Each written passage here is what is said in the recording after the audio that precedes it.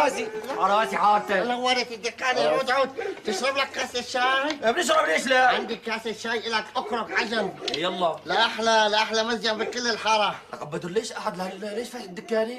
جاي اخلاقي وما بدي اقعد بالبيت، قلت لحالي هيك بتسلى بالحارة، بركي بيجينا شي زبون باخر الليل. هالعتمة ذكرتني بحكاية خيي صارت عنا بحلب، بس شو بتفطس من الضحك، بتموت الضحك ولعب بدر والله العظيم. والله شو والله الحكاية؟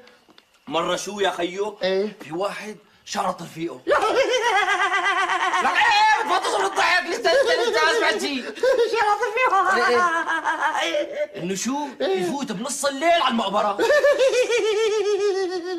ايه المقبرة؟ طبعا على المقبرة.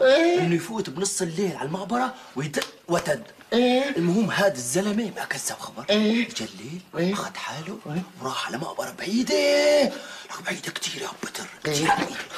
الدنيا عتمه، ما في قمر، صوت خفيفيش، كلاب عم بتعوي كلياتها.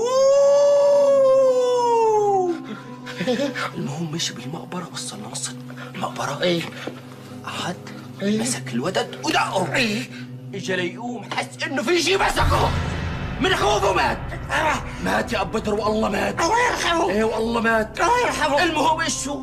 اجوا الناس ليدوروا عليه، وين هذا الزلمه مختفي؟ دوروا لقوا ميت عند القبر. طلع الحمار ايش مساوي؟